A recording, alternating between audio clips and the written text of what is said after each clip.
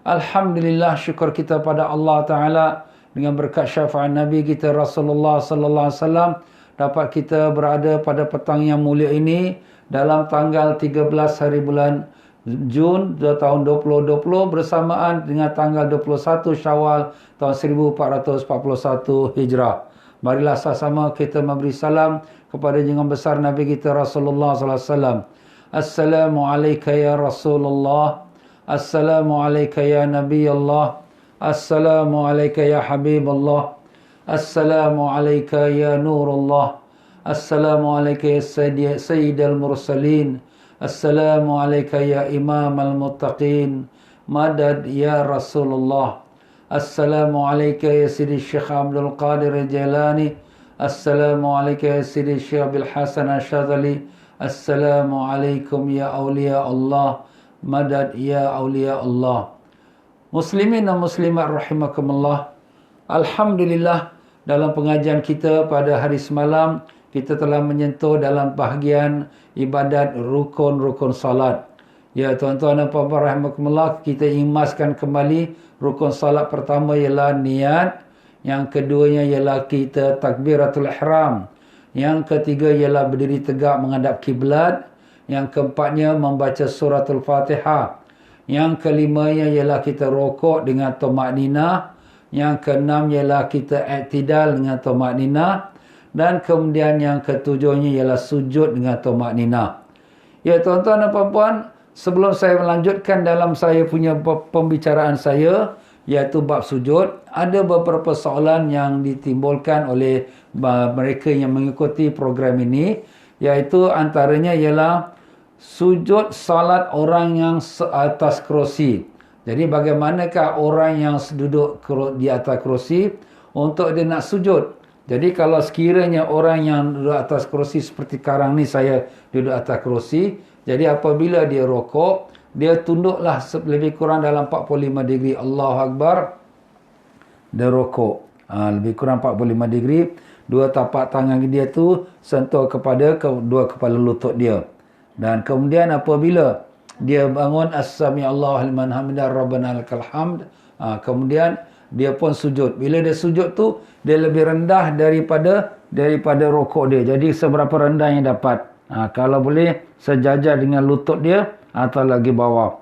Kerana asal sujud tu di atas tanah, tetapi kerana dia tu atas kerusi, jadi dia jadikan sujud tu lebih rendah daripada rokok. Jadi rokok dia 45 degree seperti ini.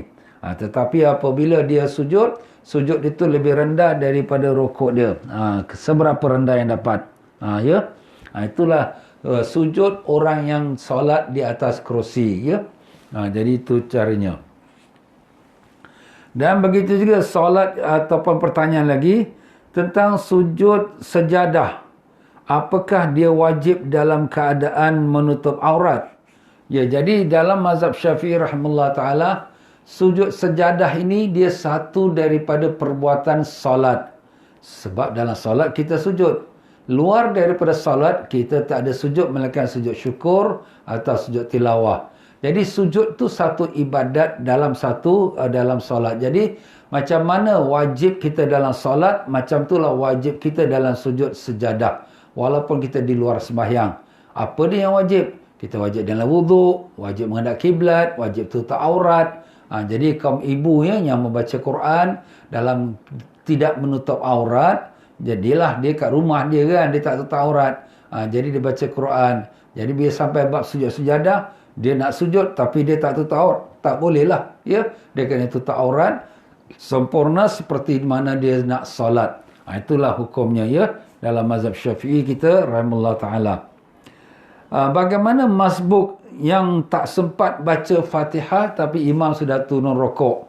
Ini masalah sembahyang berjemaah.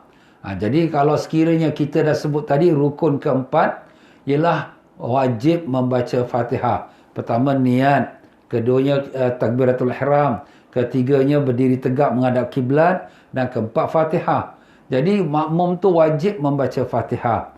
Jadi kalau dia wajib membaca Fatihah, tengah-tengah dia baca Fatihah, imam pun rokok.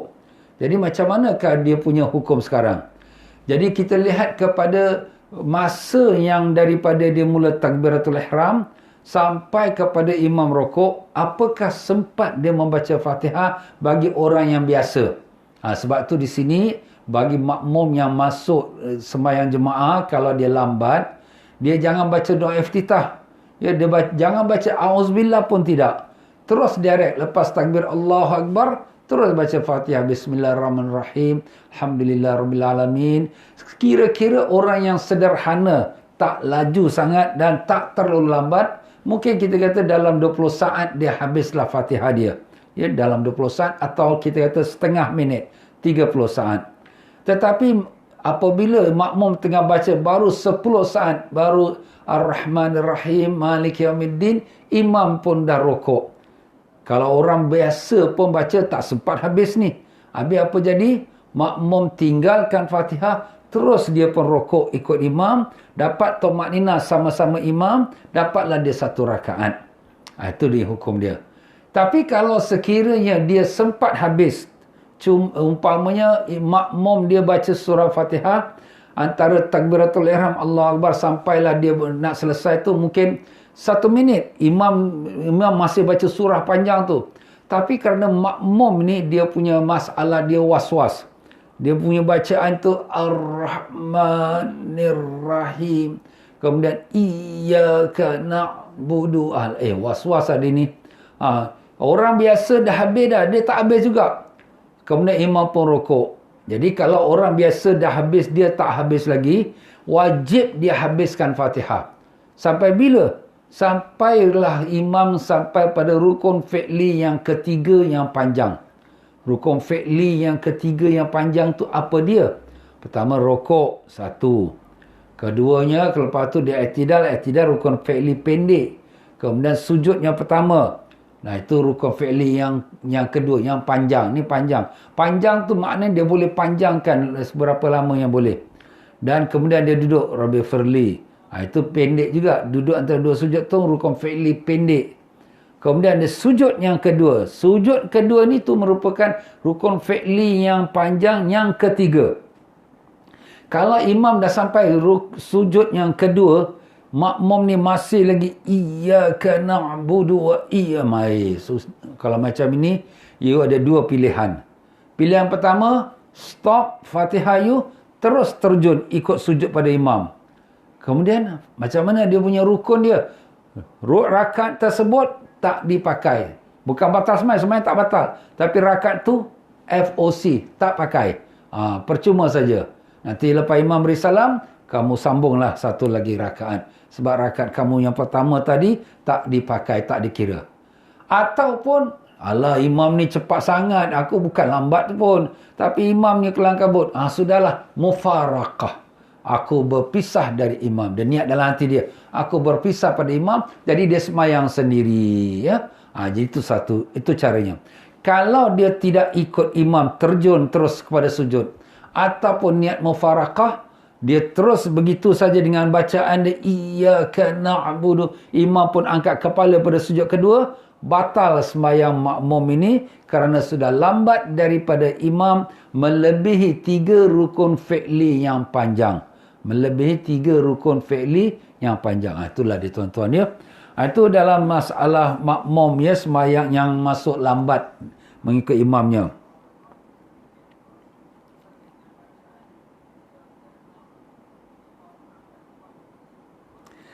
Bacaan yang wajib dalam solat. Sebenarnya saya dah sebut dalam pelajaran bab pertama sekali dalam bab rukun ini, iaitu bacaan yang wajib dalam solat cuma ada 5 saja. Selain pada 5 ni tak wajib, tapi hukumnya sunat. Yang wajib dalam solat bacaan iaitu rukun qauli. Qauli itu perkataan. Pertama ialah takbiratul ihram, Allahu Akbar. Yang kedua ialah membaca Fatihah.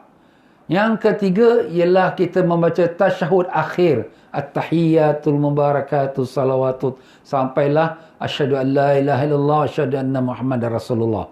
Yang keempat ia membaca selawat atas Nabi sallallahu alaihi wasallam di dalam tahiyat akhir, iaitu Allahumma salli ala sayyidina Muhammad.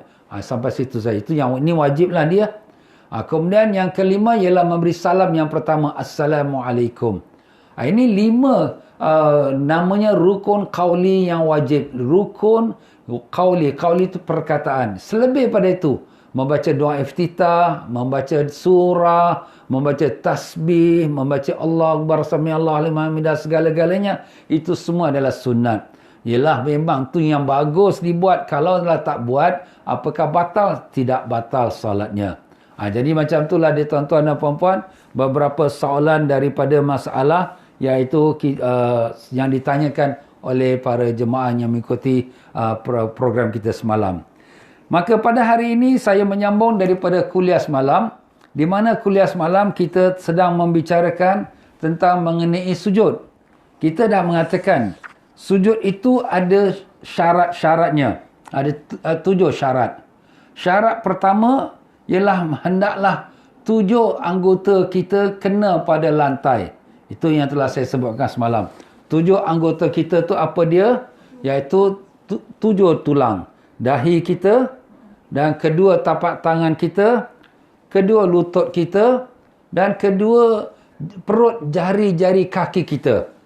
Perut jari-jari kaki kita. Cuba kalau kita lihat kaki kita, kamera, kaki kita, maaf ya. Jadi ini jari-jari kaki. Jadi bawah dia ni, inilah namanya perut. Perut maknanya tapak kaki dia lah. Jadi jari-jari kaki ini mestilah dikenakan kepada lantai waktu kita sujud. Mesti kena pada lantai. Jadi begitulah dia 7 anggota ini. Dahi, 2 tapak tangan, dan kedua lutut, dan kemudian jari-jari kaki kita, perut jari-jari kaki kita. Baik, jadi itu syarat yang pertama. Dan ditekankan dahi kita kepada tanah. Ditekankan dahi kita kepada tanah. Dia sekira-kira kalau dahi kita tu tak tertekan, kira-kiranya kalau sekiranya orang tu sujud atas kapet, dia hanya touching saja, kena saja, cecah saja, maka itu tidak sah. Kenapa? Kalau betul dia lepaskan berat badan dia kepada kepala dia, dia akan tertekan kapet itu ke bawah. Itu maknanya yang betul dia sujud. Jadi makna dia kena tekankan. Tekan tu makna dia lepaskan pressure berat badan dia di dahi dia. Jadi dengan itulah tertekan dia ke bumi. Begitulah pula jari-jari kaki dia tu ditekankan ke bumi supaya perut-perut jari dia tu terkena pada tanah dan menghadap ke arah kiblat. Kalau dia tak tekan, maka jari-jari dia tu hanya touching saja atau terangkat, maka tak sah salat dia. Dia touching, sentuh pun tak cukup lagi. Dia kena tekankan supaya perut-perut jari-jari kaki ini menghadap ke arah kiblat. Yalah, kalau terdapat semua 5 jari kanan dan kiri, baguslah. Tapi kalau tak dapat semua kerana mungkin sakit, kita seberapa yang dapatlah. Berapa 3-4 jari pun jadilah. Sekurang-kurangnya ditekankan menghadap ke arah kiblat.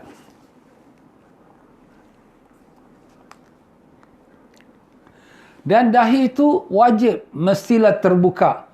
Jangan tertutup. Kalau dahi kita tertutup kerana kita pakai telekung, ataupun kita pakai kopiah, atau rambut kita tutup dahi kita, dan dahi kita tertutup daripada terkena pada bumi yang kita sujud, maka tidak sah sujud kita. Jadi sebab tu di sini kaum lelaki sunat kita memakai sesuatu menutup kepala. Yang bagus sekali pakai serban. Satu solat dengan berserban lebih afdal daripada 70 solat tanpa berserban.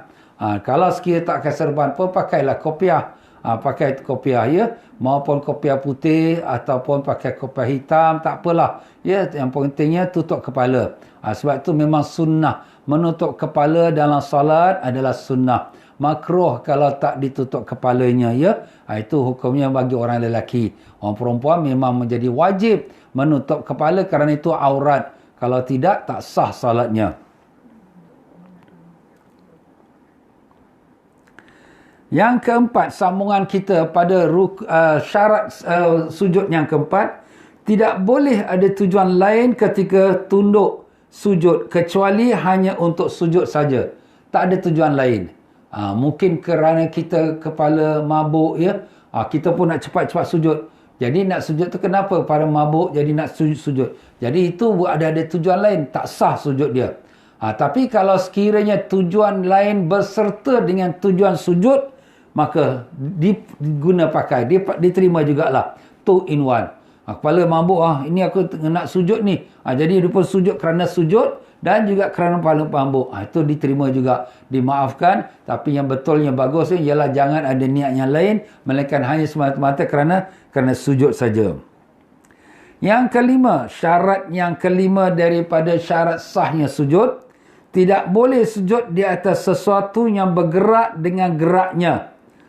Jadi kalau sekiranya kita memakai pakaian kita itu bergerak bersama-sama kita. Kita diri, dia diri. Kita duduk, dia duduk. Seperti songkok, kopiah, serban, telekung. Ya, jadi kalau kita bergerak, sudah bersama kita terus. Jadi kita bila sujud atas kain telekung kita. Itu tak boleh, tak sah. Ya, kalau sekiranya misal katalah kita punya kain telekung kita. Milik orang perempuan, dia semayang belakang dia ada kipas angin. Apabila dia nak turun sujud, kerana kipas angin tu tiup telekung dia, jadi telekung dia terbang pergi ke depan tempat sujud, jadi pop dia sujud atas telekung dia. Habis macam mana ustaz? Dia dah sampai sujud ni. Jawapannya, kita kena angkat kepala sikit, tarik balik ni telekung ni, kurang ajar ni telekung ni. Tapi jangan cakap batal pula solatnya. Cuma maknanya itulah, dia tarik saya telekung dia. Kalau dia tak angkat kepala, tak betulkan, tak sah sujud dia. Tak sah sujud, tak sah salat. Jadi macam mana?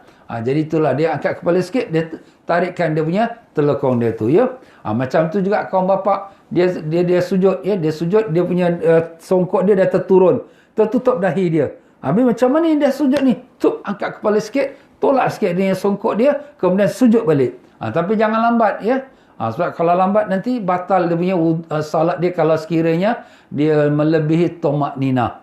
Tomak nina tu apa dia? Sekadar membaca subhanallah. Itu tomak nina, ya.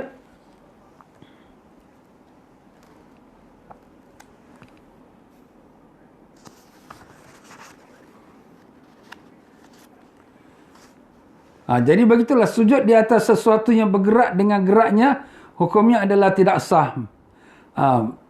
Tetapi kalau sekiranya dia sujud atas kain orang, misal kata kaum ibu lah solat, kawan sebelah dia punya telekung yang terbang pergi di sebelah tempat, ya, kawan sebelah ni.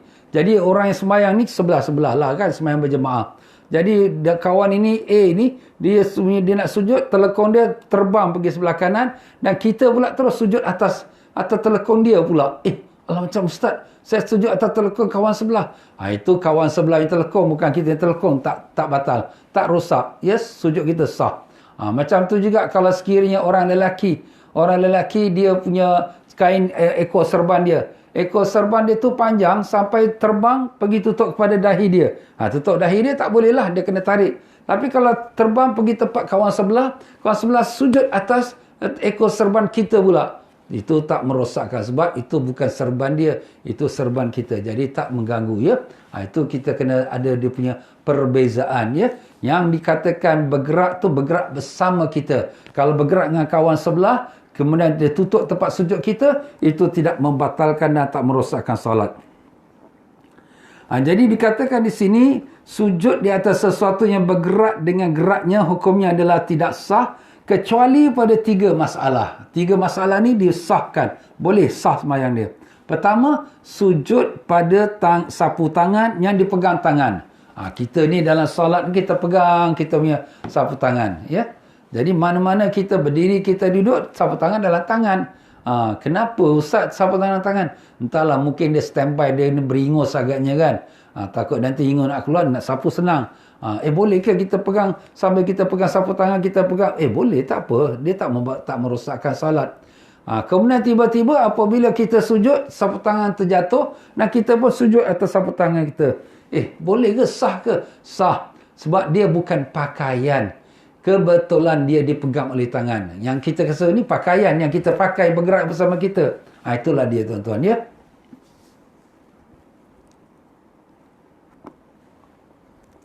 Dan sujud di atas ranjang yang bergerak dengan gerakannya tatkala salat. Ranjang tu mana katil lah. Katil ni katil dah tua lah. Nyek-nyok. Dia mungkin dia semayang kat tempat bilik yang kecil. Bilik-bilik kita kata dormitory ke. Ya, tempat pekerja-pekerja ni. Tak ada tempat semayang yang betul. Tempat nak koridor pun tak ada tempat. Jadi semayang atas katil. Atas katil dia pula sengit. Dia bergerak, dia pun bergerak. Macam mana ni? Dia bergoyang. jadi kita sujud atas katil kita. Tak salah. Sebab itu bukan kerana pakaian kita, tapi itu tempat yang kita berdiri. Macam juga kalau kita sembahyang atas sampan. Sampan tu atas laut, jadi bergerak dia dengan ombak tu. Kita pun dengan sembahyang, kita rokok dia pun bergoyang. Kita tidak, dia pun bergoyang. Bila kita sujud dia goyang. Itu tidak membatalkan solat kita, ya. Sujud pada pembalut luka yang terdapat di kepala, hal ini dengan syarat jika pembalut tu dibuka maka menjadi bahaya. Orang yang aksiden, kepala dia dah luka, jadi diikatlah kepala dia, ya. Jadi apabila diikat kepala dia, jadi kepala ni tertutup. Jadi bila dia sujud, terpaksa sujud atas pembalut dia. Jadi ustaz ni macam mana tak kena dahi? Apa nak buat? Kalau dibukakan dengan pembalut dia ni, makin akan lambat lagi dia punya sembuh dan makin sakit lagi kepala dia. Itu atas dasar darurat, ya. Kata dasar darurat itu dimaafkan, bahkan itu dibolehkan, ya. Tidak menjadi apa-apa halangan. Dan syarat yang keenam, kepalanya harus lebih rendah daripada punggungnya. Kecuali jika tidak mampu seperti perempuan yang hamil. Maka hukumnya adalah wajib sujud sebatas dengan kemampuannya. Jadi makna di sini kita dah sebut sujud. Sujud tu merendahkan diri. Jadi kalau sekiranya bila dia merendahkan diri, kepala dia mesti rendah ke bawah. Jadi punggung dia ke atas. Tetapi kalau sekiranya dia punya punggung dia tu ke bawah, jadi kepala dia ke atas. Macam mana tu ustaz? Macam dia sujud di atas bukit. Dia sembahyang kat bukit. Jadi dia bila dia sujud, kepala dia ke atas, punggung dia kat bawah. Jadi itu tak sah. Jadi kena carilah tempat yang rata. Melainkan kalau darurat, apa nak buat? Tak ada tempat lagi. Ini sebab dia tengah mendaki bukit ni. Dia tengah mendaki bukit. Kalau dia nak solatnya kepala ke bawah, punggung ke atas, nanti dia melorot, bau jatuh terus. Kesian pula. Jadi ini keadaan-keadaan darurat yang dimaafkan. Ad-darurah tubihul mahzurah. Apa dalam kaedah usul fikih mengatakan, perkara yang darurat membolehkan perkara yang dilarang, ya. Begitu pula masalah orang perempuan hamil. Perempuan hamil ni dia nak tunduk bawah sekarang tak boleh. Pasal ialah perut dia ada baby. Jadi dia punya perut tu sudah menghalang dia punya badan, dia tak boleh pergi bawah lagi. Dia cuma boleh pergi straight gini saja. Habis macam mana ustaz? Apa nak buat, ya? Jadi mungkin dia letak sesuatu di depan dia tu, jadi sujudlah atas benda tu. Jadi dengan itu dia diberikan kemaafan. Kenapa? Kerana keadaan dia tak membolehkan dia sujud dengan kepala dia ke bawah, dengan punggung dia ke atas.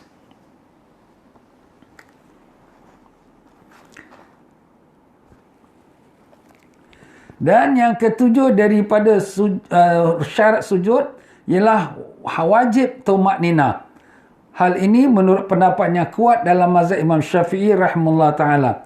Sedangkan menurut pendapat Imam Hanafi, tumakninah hukumnya adalah sunat. Dalam mazhab Hanafi sunat lah. Tapi kita dalam mazhab Syafi'i, dia adalah wajib. Bahkan syarat sah sujud. Jadi makna sujud tu kena tumakninah tu macam mana?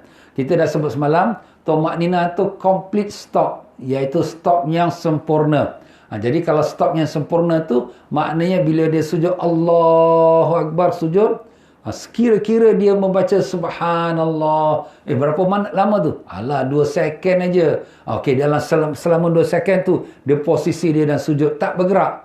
Complete stop. Kemudian baru dia angkat kepala, Allahu Akbar, dia duduk. Kalaulah misal kata dia sujud tu seperti ayam makan padi. Ayam makan padi, Allahu Akbar, pup, dia tolak balik. Macam spring lah. Allahu Akbar, pup, dia tolak balik. Jadi itulah yang Nabi sallallahu alaihi wasallam mengatakan, kamu tahu siapakah orang yang paling sekali pencuri yang paling jahat dalam sembahyang? Jadi sahabat-sahabat kata Allah dan Rasulnya tahu. Maka Nabi menjawab, orang yang tak sempurnakan rukuk dan yang tak sempurnakan sujud. Tak sempurnakan rukuk dan sujud tu macam mana? Jadi rukuknya macam spring, Allahu Akbar, pup, dia tolak balik. Sami Allahu minna rabbana lakal hamd, Allahu Akbar, pup, dia tolak balik. Allahu Akbar, pup, dia tolak balik. Jadi itu maknanya dia tak menyempurnakan tumakninah. Jadi itulah namanya pencuri dalam salat. Sebab dia tak sempurnakan rukun salat. Jadi itulah Nabi sallallahu alaihi wasallam mengatakan sejahat-jahat pencuri. Jadi dengan itulah dia para jemaah sekalian, ya, kita dalam salat ni jangan kelang kabut lah, ya. Wajib kena ada tumakninah. Bila sujud Allahu Akbar, Kemudian kita tak mau panjang-panjang kerana kita kelang kabut ni. Subhanallah. Kemudian kita duduk, Allah Akbar. Sekurang-kurang tapi complete stop. Jangan kita badan masih goyang-goyang kemudian kita bangun. Itu belum sah lagi tomak ninanya. Itulah 7 syarat dalam kita sujud ya, untuk dapatkan sah sujud kita itu. Baik, sunat-sunat dalam sujud. Sunat-sunat dalam sujud apa dia?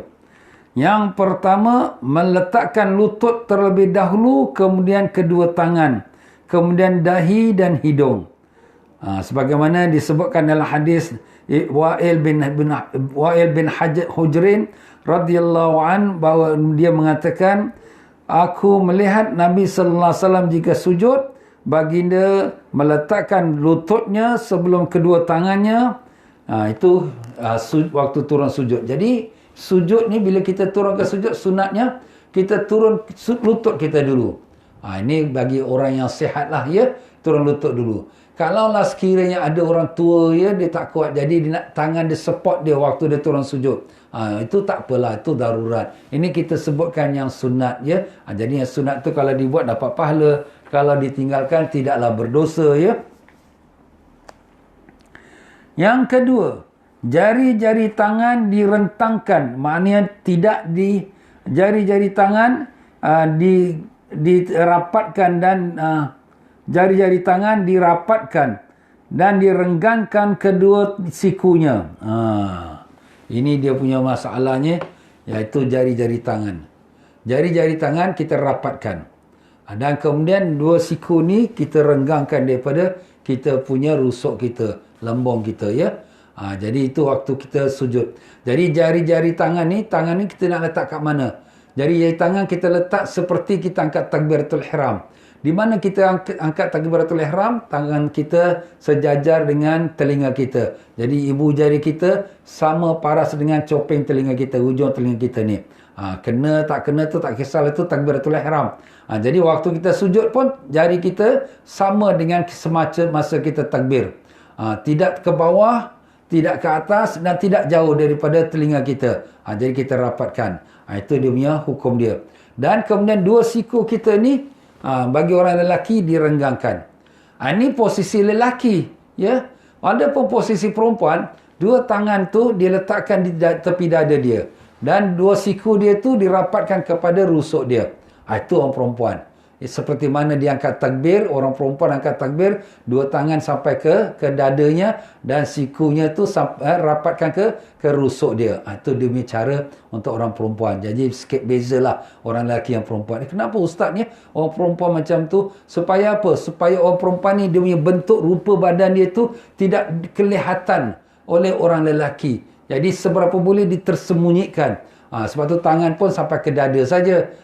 Dia punya siku pun sampai ke rusuk dia saja. Tidak dia bukakan dia. Beza orang lelaki bila angkat takbir, nampak dia punya bawah ketiak dia tu. Dan bila dia sujud, nampaklah dia punya bawah ketiak dia. Jadi dia renggangkan. Kira-kira boleh kucing berlalu bawah dia. Bukanlah kita suruh kucing lalu tapi kira-kira.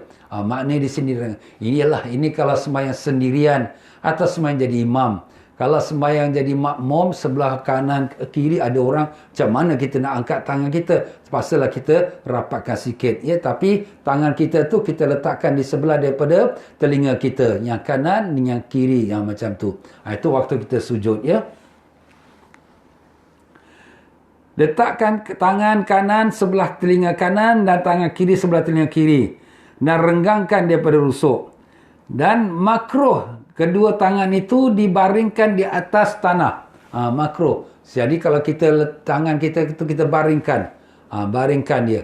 Ini makruh. Kenapa makruh? Menyerupai haiwan buas. Kita tengok harimau, singa, anjing. Dia kalau duduk, tangan dia rest ke atas tanah kan. Itulah caranya. Jadi kalau kita dalam solat pun jangan menyerupai haiwan. Sebab tu sini Nabi suruh angkatkan tangan. Jadi dua siku ni dia angkat dan kemudian direnggangkan daripada rusuk kita. Sekira-kira angin boleh berlalu bawah ketiak kita. Itu waktunya kita sujud. Itu bagi orang lelaki ya. Dan demikian juga diangkatkan perutnya daripada pahanya. Jadi perut dengan paha ni jangan bercantum. Jadi maknanya apa? Maknanya dia punya badan tu lurus panjang sikit. Sekira-kira dia punya peha ni straight 90 degree. Jadi dengan 90 degree, jadi badan dia panjang ke depan. Jadi dengan itu perut dia tu akan jauh daripada dia punya peha dia. Jadi angkatkan perut dia. Melainkan kalau orang perut besar tu lain cerita lah. Ni orang normal. Kita cakap orang normal ya. Jadi macam itulah cara sujudnya bagi orang yang sihat ya. Dan luruskan tulang belakangnya dan tekankan tulang sulbinya. Luruskan tulang belakang. Jadi straight, jangan bengkok. Dia jangan bengkok. Dia straight. Bila dia sujud, straight. Nak tahu kita straight tu, kita tekankan tulang belakang kita. Tulang belakang tu tulang sulbi kita lah. Yang sebelah pinggang kita. Itu kita tekan. Itu sama juga macam kita rokok. Jadi kalau saya nak demonstrasikan sekarang ini. Ini sekarang ni saya nak demonstrasikan. Jadi kalau sekiranya saya solat ya, saya dah solat, Allahu Akbar, saya angkat tangan saya ni bersententangan dengan telinga saya, hampir pada copeng telinga ujung telinga saya, Allahu Akbar. Kemudian saya letakkan tangan kanan atas tangan kiri di bawah daripada dada dan di atas pada pusat, di antara keduanya. Kemudian dah letakkan dan dua jari saya letak kat lengan. Kemudian apabila saya turun rokok, Allahu Akbar, kemudian turun rokok. Jadi bila saya rokok ni, saya pastikan renggang sikit tangan saya di siku ni, renggang sikit. Ni untuk orang lelaki ya. Untuk lelaki renggangkan, dan kemudian tekankan sikit kat tulang sulbi tu supaya kita dapat straightkan dia. Jadi kepala kita jangan dongak, jangan kita tertunduk, tapi straight, rata. Jadi kita tengokkan ke bawah, tengok ke mana ke jari-jari kaki kita. Itu cara kita rokok ya. Jadi kalau nak dapatkan rokoknya cara straight tu, kita tekankan sikit, put a pressure kat kita punya tulang belakang ni, kat tulang sulbi kita ni. Tak pressure sikit. Jadi itu caranya. Dan ya, kita punya siku ni kita renggangkan dia sikit. Sikit aja, bukan banyak ya.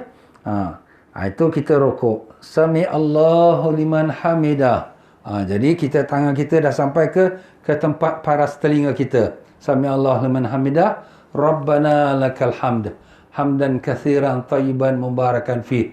Sekarang kita nak turun ke sujud. Jadi bila nak turun ke sujud, maka kita punya lutut turun dulu. Orang yang sihat lah ya. Kalau orang yang sakit, mungkin dia turun pada tangan dia dulu. Dia turun lutut dia. Kemudian lepas tu, letakkan dua tapak tangan dia di depan. Dan kemudian dia pun sujud. Jadi sujud dia tu, kalau sekira-kira kita katakan tadi, iaitu dia punya perut dia tu renggang daripada paha dia. Ni perut, ni paha. Jadi paha ni kira-kira macam 90 degree. Kemudian dua tangan ni dekat dengan telinga dia, kiri kanan dia. Dan itu, dan siku dia jauhkan daripada rusuk dia. Sekira-kira angin boleh berlalu di bawah ketiak dia. Ini bagi orang lelaki lah. Orang perempuan, macam mana saya katakan tadi ya. Kalau orang perempuan, dia kena rapatkan siku dia kepada dada dia, dan tangan dia hanya pada sampai dada dia ya. Ini orang perempuan. Perempuan rapatlah ya. Tak apa ya. Itu untuk perempuan. Memang diperkecilkan badannya. Itu memang disuruhnya demikian. Jadi itulah dia kalau sekiranya kita sujud. Sekali lagi saya tunjukkan demonstrasi sujud. Jadi kita letakkan tangan kita depan sikit. Kemudian kita letakkan kita dahi kita. Dan kemudian kita tekankan sikit tulang sulbi kita. Dan kita pastikan kita punya paha kita straight 90 degree. Ini seberapa yang dapatlah ya. Dan perut kita tu renggang daripada kita punya, perut kita renggang daripada paha kita. Itu caranya yang betul untuk kita sujud. Sebenarnya bila kita sujud macam ini, kita akan dapat rasakan pressure badan kita jatuh ke kepala kita. Automatik. Pasal kita sujud tu jauh sikit. Jadi bila jauh sikit, badan kita punya pressure semua jatuh ke kepala. Itulah sebabnya di sini bila kita sujud ni, tempat sujud tu sama tempat diri kita tu kena ikut saiz badan kita. Kalau orang yang saiz badan dia tu rendah, mungkin 3 hasta cukup. 3 hasta. Dia sampai ke tempat 3 hasta. Itulah yang biasa sejadah-sejadah kita pun 3 hasta. Tapi kalau orang yang panjang sikit, lebih daripada kita kata 1.5, 1.6 meter ya. Dia panjang sikit. Maka dia kena tempat sujud dia tu jauh sikit. Jauh sikit. Tempat sujud dia tu jauh sikit daripada orang biasa. Itu caranya. Kalau tidak, badan dia jadi bengkok. Jadi kalau dia sujud dekat-dekat, badan dia jadi bengkok. Jadi paha dia pun sengit, tidak lurus, dan perut dia pun kena kepada dia punya paha, dan kemudian badan dekat belakang pun bengkok, tidak lurus. Itulah dia tuan-tuan ya. Allahu Akbar. Jadi begitulah dia dalam masalah orang yang sujud ya. Cara yang sempurna, yang sebetulnya. Ini yang sunat-sunatnya lah kita kata tadi ya. Kalaulah dia tak memenuhi yang sunat tapi syaratnya dah penuh, iaitu tangannya, jarinya, dahi dia semua kena pada tanah, itu dah sah lah ya. Dan jari-jari tangan dihadapkan ke arah kiblat. Jari-jari tangan tu hadap ke arah kiblat ya. Jadi jangan kita bengkok ke kanan kiri. Jadi kita menghadap ke kiblat, dan jari-jari tangan tu dirapatkan. Jadi semua jari-jari tangan dalam keadaan renggang. Bila kita angkat takbir pun renggang. Bila kita letakkan tangan kita kat lutut kita waktu kita rokok pun renggang ya. Tetapi apabila kita sujud, bila masa sujud, jari-jari kita tu rapat. Itulah dia tuan-tuan ya. Dan makruh kalau jari kita tu renggang. Imam Ghazali rahimahullah ta'ala pernah satu masa dia nak pergi belajar hadis daripada seorang ulama hadis. Jadi apabila dia sampai ke tempat rumah ulama hadis tu, maka dia pun dapati guru itu tidak ada rumah. Maka khadamnya kata kepada Imam Ghazali, silalah masuk ke bilik tempat dia sembahyang. Tunggu dia sebentar, nanti dia pulang. Imam Ghazali pun pergilah ke bilik dia. Bila Imam Ghazali tengok tempat bilik sembahyang dia tu, berbekas tempat sembahyang dia, berbekas. Berbekas tu kenapa? Kerana sujud dia kuat, ibadat dia kuat. Jadi Imam Ghazali dapati sampai tapak jari dia tempat dia sujud pun berbekas juga. Tapi didapati bekas tempat jari jari tangan dia renggang. Jadi Imam Ghazali kata, macam mana orang ni dia jadi guru pula meriwayat hadis tapi dia tak amalkan sunnah Nabi. Sunnah Nabi dalam masa sujud rapatkan jari, bukan renggangkan jari. Jadi Imam Ghazali pun terus nak balik tinggalkan rumah tu. Maka khadam dia kata, nanti ada dulu tuan guru sekejap nanti balik. Tak apalah, aku dah kenal siapa tuan guru engkau. Maka Imam Ghazali pun pulang. Itulah dia tuan-tuan ya. Sebab tu di sini, yelah ini kita kata sunat-sunat lah ya. Tapi walaupun sunat, kalau dapat kita buat, jangan kita tak buat ya. Kalau tak dapat buat kerana sesuatu uzur, itu dimaafkan. Dan dalam sujud, tidak memejamkan mata. Kecuali jika terdapat uzur. Dalam sujud, mata kita buka. Nak pandang pada apa Ustaz? Nak pandang kepada hidung kita. Jadi jangan kita tutup mata. Yes, itu dia punya hukum dia. Sunat tidak dipejamkan mata. Dan yang kelima, melebarkan antara letak kaki kanan dengan kaki kiri seukuran 1 jengkal. Jadi kita bila sujud tu, dua kaki kita tu, tapak kaki kita tu kita renggangkan dia. Renggangkan dia sekira-kira sejengkal. Jadi kalau sekiranya saya sujud, jadi apabila saya sujud tu, dua tapak kaki ini, saya renggangkan dia sekira-kira sejengkal. Sekira-kira sejengkal. Tetapi kalau sekiranya saya ni sekarang kalau pakai seluar tak apa. Tapi kalau kita pakai kain, kalau kita renggangkan dia ada timbul satu problem lain pula. Maknanya apa? Bila kita renggangkan dia, kita punya aurat sedikit daripada kita punya lutut kita tu akan kelihatan. Jadi kita dalam bahagian hukum menutup aurat, kita wajib menutup aurat daripada atas, daripada depan, belakang, kiri, kanan. Pada bawah tak wajib kita tutup aurat. Ya, itu dari segi hukum lah ya. Jadi kalau kita pakai kain sarung atas tak nampak, kiri kanan tak nampak. Tapi kalau pada bawah orang nampak, itu bawah tak ada kena hukum. Baiklah, sekarang kalau kita sujud. Kita bila sujud, tapak kaki kita, orang lelaki yang pakai kain, dia renggangkan dia punya kaki dia. Ya, tadi kita kata sunat. Ya, betul sunat. Tapi kalaulah dengan renggang kaki dia itu, kalau orang duduk ke belakang, boleh nampak direct sampai kepada lutut dia.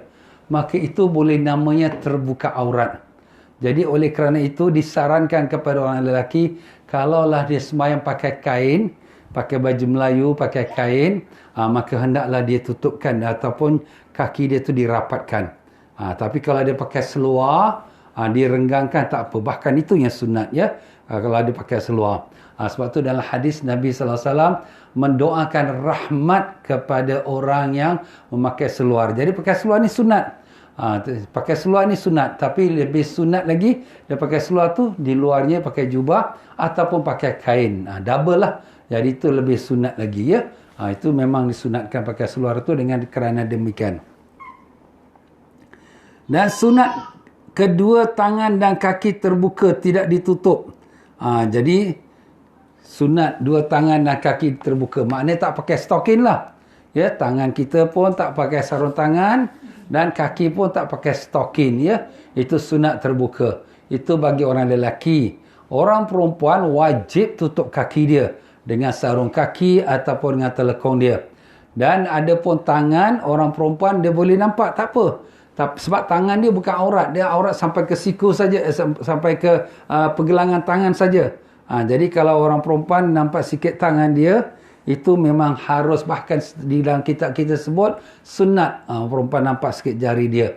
Itu tidak membatalkan. Tapi kita orang perempuan pun berasa bimbang juga kalau ternampak aurat, jadi dia tutupkan terus dengan dalam telekong dia. Itu tak apa. Ya. Jadi kalau sekiranya kita kata tadi, yang wajib kena pada tanah hanya dahi saja. Itu yang wajib kena pada tanah. Jadi kalau tangan kita pakai sarung tangan, lelaki ke perempuan, stokin kita pakai stokin, kalau lelaki ke perempuan memang dah wajib. Maka itu semua tidak merosakkan salat ya. Yang wajib kena pada tanah hanya dahi sahaja. Meletakkan kaki dalam posisi berdiri dan jari-jari kaki menghadap ke arah kiblat. Jadi kalau sekiranya kita dah sebutkan tadi, kita kena letakkan jari-jari kaki kita, perut jari kaki kita tu kena kepada lantai ya. Jadi kita letakkan jari-jari kaki kita tu dengan posisi berdiri. Jadi macam mana posisi berdiri? Jadi kalau sekiranya sekarang saya nak sujud, jadi ini jari-jari kaki ini diletakkan, kaki ini berdirilah.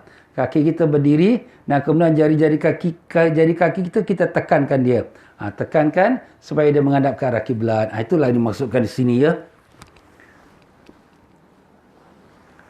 Jadi itu kita kena jagalah. Kadang-kadang ialah solat kita, jari kaki kita pun tak kena lantai, kerana kena lantai saja, pegang di atas saja, zahir lantai saja. Dan membaca zikir ataupun yang warid, membaca tasbih subhana rabbiyal a'la wa bihamdih. Itu memanglah ya disunatkan. Disunatkan sekurang-kurangnya sekali dan sebaik-baiknya sampai 3 kali, dan lebih-lebih ekstra itu sampai 11 kali. Itu kalau sekiranya kita membaca tasbih. Kalau kita semayang sendirian, kita boleh buat sampai 11 kali, tak apa. Tapi kalau kita semayang menjadi imam, tak boleh lebih daripada 3 kali. Kenapa? Kerana kita tak tahu makmum kat belakang dia nak pergi kerja ke, dia ada sakit perut ke, kita tak tahu. Jadi tak boleh lambatkan. Melainkan kalau makmum tu semua setuju untuk diperpanjangkan tasbih. Tak apa, itu diharuskan. Dan begitulah membaca tasbih subhana rabbiyal a'la bihamdi itu baca dengan penuh rasa takzim kepada Allah Subhanahu Wa Taala ya. Jangan kita kelangkar subhanallah. Ya, malaikat nak tulis pun tak tahu apa orang ni baca. Dan memperbanyakkan doa waktu kita dalam masa sujud. Itu kalau kita ada doa-doa yang tertentu dalam bahasa Arabnya ataupun pada Quran atau hadis, kita boleh baca. Kalau kita ada hajat tapi kita nak baca, kita tak tahu bahasa Arab, kita baca dalam hati saja ya. Itulah dia tuan-tuan dan puan-puan, kita kata beberapa perkara bersangkut paut dengan sujud dan juga yang syaratnya dan juga sunatnya. Jadi begitulah dalam masa kita sujud tu, dan kemudian kita akan masuk lagi dalam masalah-masalah berhubungan dengan rukun sujud, insya-Allah. Kita sambung lagi pada esok hari insya-Allah jam 5.30 petang ya. Masa ini sangat cemburu tuan-tuan dan puan-puan ya. Kita kalau boleh nak habiskan cepat-cepat, tetapi masalahnya kita kalau cepat-cepat nanti tak kesampaian, nanti tak sempurna pula. Tak apalah, biar lambat asalkan sempurna, insya-Allah. Baiklah tuan-tuan dan puan-puan, sampai situ saja untuk kita pengajian kita pada petang ini, insya-Allah. Mudah-mudahan Allah panjangkan umur kita, sihat walafiat. Dapat kita temu lagi pada esok petang. Bismillahirrahmanirrahim. Alhamdulillahirabbil alamin. Allahumma salli wa sallim wa barik ala sayyidina Muhammad wa ala alihi washabihi wasallim. Allahumma ya Allah, ya Tuhan kami, Kau jadikanlah ilmu yang Kau ajarkan pada kami petang ini ilmu yang manfaat, ilmu yang dapat kami amalkan, ilmu yang dapat kami sampaikan pula. Ya Allah, jadikanlah amalan ini amalan yang ikhlas, mencari keridhaan-Mu, bukan untuk mencari riya, ujub atau sum'ah, bukan untuk mencari nama atau pujian atau sanjungan. Ya Allah, ya Tuhan kami, ikhlaskanlah kami dalam semua amal ibadat kami. Maafkanlah kami atas semua kelemahan kami dan kekurangan kami, dan ampunkanlah sekalian kesilapan kami yang telah kami lakukan dalam sepanjang umur kami dalam mengerjakan salat kepada-Mu, ya Allah. Ya Allah, ya Tuhan kami, ampun dan maafkanlah ibu ayah kami, datuk nenek kami, guru-guru kami, pakcik-makcik kami, anak cucu kami, adik-beradik kami, dan sekalian kaum keluarga kami dan sahabat anda kami, murid-murid kami, pegawai-pegawai kami, dan sekalian kaum muslimin dan muslimat yang hidup dan yang mati. Ya Allah, angkatkanlah penyakit COVID-19 daripada kami, pada negara-negara kami, Singapura, Malaysia, Indonesia, Brunei, dan semua negara-negara Islam khususnya, dan semua negara-negara seluruh dunia, ya Allah. Ya Allah, berikanlah kami kesabaran menghadapi ujian-Mu ini, ya Allah. Kami redha dengan takdir-Mu, syukur kami kepada nikmat-Mu yang banyak, ya Allah. Ya Allah, kalau Kau dah sampai masa nak ambil nyawa kami, ambillah kami setelah kami mengucap La ilaha illallah Muhammadur Rasulullah sallallahu alaihi wasallam. Allahumma ya Allah, matikanlah kami dalam iman, matikanlah kami dalam Islam, matikanlah kami dalam keadaan kami sujud pada-Mu pada pagi Jumaat daripada bulan Ramadan, dalam keadaan Kau meridhai kami dan mengampuni kami. Ya Allah, kurniakanlah kami semua dapat bertemu dengan junjungan besar Nabi kami Rasulullah sallallahu alaihi wasallam, dan kurniakanlah kami dapat berkumpul dengan ibu ayah kami, datuk nenek kami, guru-guru kami, adik-beradik kami, anak cucu kami semua bersama-sama dengan Rasulullah sallallahu alaihi wasallam dalam syurga firdausnya, dengan berkat baginda Nabi yang mulia. Allahumma amin ya rabbal alamin. Ya Allah, sembuhkanlah semua penyakit-penyakit kami, sembuhkanlah penyakit mereka yang sedang sakit yang bermohon doa dari kami, sembuhkanlah penyakit adik-beradik kami, keluarga kami, dan sekalian kaum muslimin, ya Allah. Ya Allah, ya Tuhan kami, murahkan rezeki kami yang halal lagi diberkati. Ya Allah, janganlah Kau bebankan kami mencari rezeki sehingga kami susah pula nak beribadat pada-Mu. Terimalah doa kami, kabulkanlah semua hajat-hajat kami dan hajat mereka yang mengikuti program online ini, ya Allah. Rabbana atina fid dunya hasanah wa fil akhirati hasanah wa qina adzabannar. Wa sallallahu ala sayyidina Muhammad wa ala alihi washabihi wasallam. Subhana rabbika rabbil izzati amma yasifun. Wassalamun alal mursalin walhamdulillahi rabbil alamin. Subhanakallahumma bihamdika ashhadu an la ilaha illa anta astaghfiruka wa atubu ilaik. Wabillahi taufiq wal hidayah. Wassalamu alaikum warahmatullahi wabarakatuh.